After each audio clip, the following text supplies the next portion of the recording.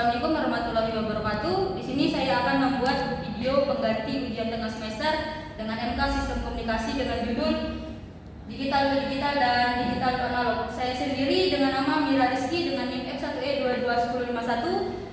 Terus rekan saya Cynthia Arpiani dengan NIM F1E2201, Meina Inaya dengan NIM F1E2209, sama Pani Katarina Sinaga dengan NIM F1E221035. Pertama di sini saya akan menjelaskan digital ke digital. Konversi digital ke digital adalah proses mengubah sinyal digital dari suatu format atau representasi ke format lainnya. Contohnya di sini saya mengambil yang pertama itu konversi dari format file audio digital dan format lainnya, misalnya MP3 ke WAV. Terus di sini juga ada konversi dari format gambar seperti JPG ke PNG. Terus ada lagi konversi data sensor digital seperti mengubah data suhu. Selanjutnya itu ada konversi dari suatu format video digital ke format lainnya seperti HPI ke MP4. Konversi ini seringkali memerlukan perangkat lunak atau algoritma, khususnya memahami struktur data dan format sumber dan format tujuan, dan kemudian dilakukan perubahan sesuai dengan aturan yang berlaku. Next. Di sini konversi dari format file audio digital seperti MP3 ke WAV adalah proses umum dilakukan ketika ingin mengubah karakteristik format audio. WAV atau Waveform Audio File Format adalah format audio tanpa konferensi yang menghasilkan kualitas suara yang tinggi setara MP3. Adalah format yang menggunakan konversi lossy yang mengurangi ukuran file audio dengan mengorbankan sebagai kualitas. Di sini pun saya ada beberapa langkah umum untuk mengubah atau mengkonversi dari MP3 ke WAV. Yang pertama itu kita melakukan pilih perangkat lunak konversi, yang dimana kita perlu memilih beberapa file yang pengen kita konversi. Selanjutnya itu ada unduh atau instalasi perangkat lunak. Unduh atau instalasi perangkat lunak bisa kita pilih di beberapa Play Store ataupun Google Web yang kita pengen konversi. Terus selanjutnya itu yang ketiga, kita buka perangkat lunaknya. Yang selanjutnya itu info file MP3. Yang di sini kita memilih file yang mana yang ingin kita konversi, terus kita open dan kita masukin. Selanjutnya itu pilih format output. Sebagai WAV, perangkat lunak biasanya memberikan pilihan untuk mengatur referensi konversi seperti bitrate-nya. Frekuensi sampel dan lainnya Anda bisa memilih pengaturan sesuai kebutuhan yang kita inginkan. Adapun konversi file setelah kita memilihnya, itu setelah kita mengatur referensi konversi, inisial proses konversi biasanya akan menekan tombol converse atau start untuk melakukan konversi. Dan yang terakhir itu tunggu dan selesaikan, yang dimana kita menunggu proses konversi sambil kita melihat bagaimana proses konversi. Setelah konversi selesai, baru kita bisa unduh video yang telah kita konversi tadi. Selanjutnya pembahasan pada digital to analog. Digital Analog Converter atau DAC. DAC adalah sebuah rangkaian yang digunakan untuk mengubah sinyal digital biner 0 dan 1 menjadi sinyal analog atau kontinu. Sinyal digital adalah sinyal biner yang berbentuk bit dan merupakan kombinasi dari 0 dan 1. ADC digunakan perangkat elektronik apapun digital di bagian output untuk membuat sinyal analog. Fungsi utama DAC adalah mengubah sinyal. DAC mengubah sejumlah kode digital diskrit menjadi sejumlah nilai keluaran analog diskrit. Karena presisi yang terbatas dari setiap nilai digital, panjang kata yang terbatas merupakan sumber kesalahan dalam keluaran analog. Ini dapat disebut sebagai kesalahan kuantisasi. Nilai digital apapun yang sebenarnya hanyalah perkiraan dari sinyal analog dunia nyata. Semakin banyak bit digital yang diwakili oleh DAC, maka semakin akurat sinyal keluaran analognya. Selanjutnya adalah konsep DAC. DAC adalah sebuah konverter untuk mengkonversikan informasi sinyal digital dan mentransformasikan ke dalam bentuk analog. Berikut adalah diagram DAC menunjukkan critical input dan output sinyal. Oke, bipolar DIC. Beberapa DIC didesain dengan range output dengan dari plus ke minus berdasarkan tegangan input yang diberikan. Ada cara kerja yang digunakan dalam menghitung bilangan negatif, yaitu dengan menggunakan dua bentuk komponen, yaitu komponen 2 dan komponen 1. Interpolasi DIC. Interpolasi adalah suatu metode untuk melihat dua titik bersebelahan pada gelombang anak tangga dan menentukan nilai di antaranya. Dengan demikian, suara yang dihasilkan ini akan lebih halus dan tidak terlalu terdistorsi. Nah, baiklah, berikutnya adalah terkait materi jenis-jenis dari DAC atau digital to analog converter. Nah, sebenarnya untuk jenis-jenis dari DAC ini sendiri terbagi menjadi dua. Yang pertama adalah binary weighted DAC, dan kemudian yang berikutnya adalah R2R ladder DAC. Nah, untuk yang pertama yaitu terkait dengan binary weighted DAC. Nah, di sini kita sudah punya dari D0 sampai dengan D4.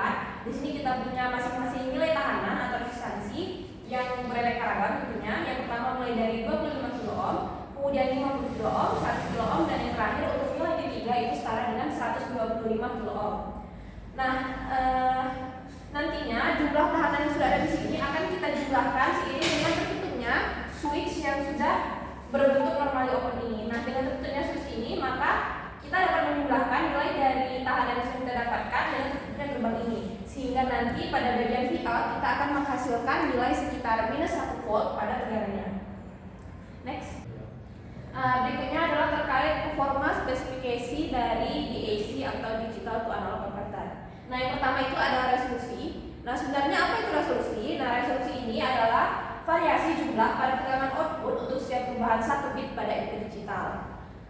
Nah, resolusi DAC ini dirumuskan dengan rumus resolusi sama dengan Vref per 2N, dengan keterangan resolusi adalah perubahan keluaran terkecil, sedangkan Vref adalah tegangan referensi atau referential voltage, kemudian ada N dengan number of bits dalam watt. Berikutnya. Nah, kemudian untuk yang kedua itu ada power supply atau yang biasa kita kenal dengan satu daya. Nah, power supply ini adalah bipolar pada level positif ataupun negatif 12 volt sampai dengan negatif atau positif 18 volt seperti yang diperlukan untuk internal amplifier. Beberapa DAC beroperasi dengan satu daya yang berbentuk tunggal. Nah, kemudian berikutnya ada reference voltage atau yang biasa kita kenal dengan tegangan referensi. Nah, tegangan referensi ini diperlukan untuk menetapkan range tegangan output dan juga resolusi dari converter. Ini harus bernilai stabil, maka dari itu low ripple shock sangat diperlukan. Next. Nah, berikutnya ada output. Nah, output sendiri adalah tegangan yang mewakili input digital. Nah, perubahan tegangan ini secara bertahap dapat disebut sebagai perubahan digital berdasarkan bit. Nah, output aktual mungkin bipolar jika konverter yang didesain mengimplementasikan input digital yang berbentuk negatif. Kemudian berikutnya ada offset. Nah, sebenarnya offset ini apa? Offset ini biasanya diimplementasikan pada bentuk DAC dengan operational amplifier atau yang biasa kita sebut dengan op-amp. Nah, kemudian mungkin terdapat tipikal tegangan output offset dengan input yang berupa nilai 0 volt. Nah, kemudian biasanya koneksi akan diberikan untuk memfasilitasi penekanan output DAC dengan input word yang berupa nilai 0. Nah, berikutnya adalah data latch. Nah, untuk banyak DAC mempunyai sebuah data latch yang dibangun ke masukannya. Nah, ketika perintah logik diberikan untuk data latch, maka data apapun yang ada di bus input akan terkunci di dalam DAC.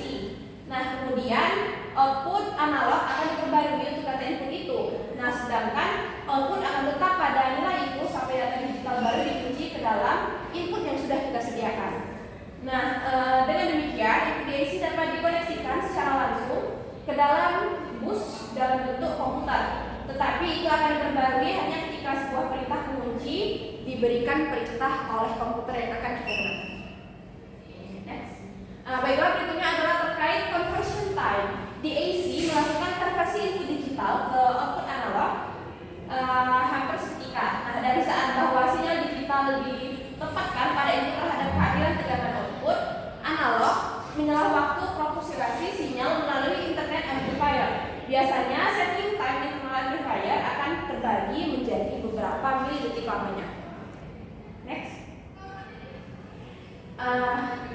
Baiklah, berikutnya itu sebenarnya apa sih hal yang bisa dilakukan oleh DAC atau Digital to Analog Converter ini? Next.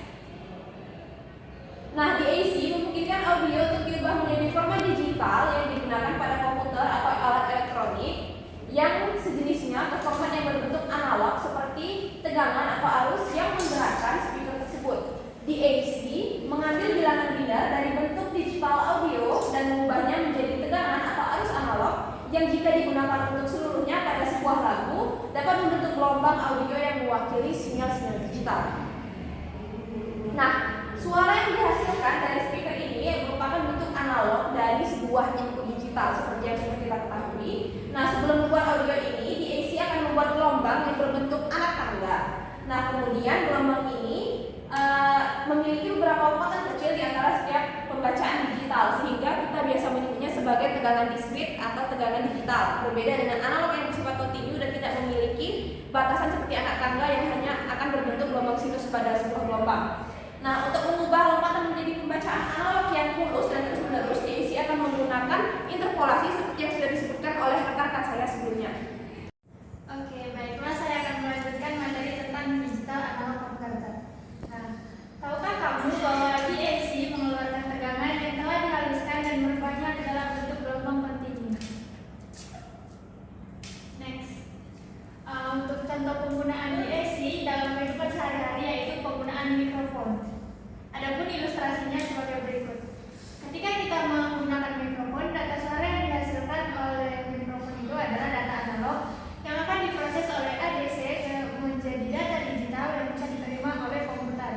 Kemudian data digital tersebut diproses lagi oleh DAC menjadi data analog agar bisa didengarkan telinga manusia menggunakan loudspeaker. Apa saja peran dari DAC? Yang pertama adalah aplikasi sistem audio dan video.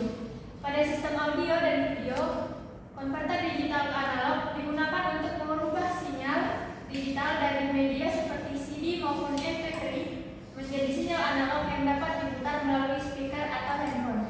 Kualitas DAC dapat berdampak signifikan pada kualitas suara sistem audio. Itulah sebabnya banyak audiofil berinvestasi pada DAC berkualitas. Oke, selanjutnya aplikasi telekomunikasi. Konverter digital ke analog juga digunakan dalam telekomunikasi seperti modem dan mesin fax. Mereka diperlukan untuk mengubah sinyal digital dari komputer menjadi sinyal analog yang dapat ditransmisikan melalui saluran telepon. Kemudian aplikasi sistem kontrol.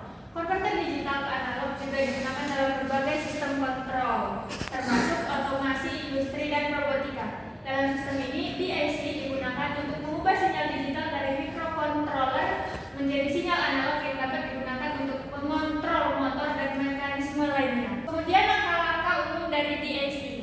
Yang pertama itu sinyal digital masukan.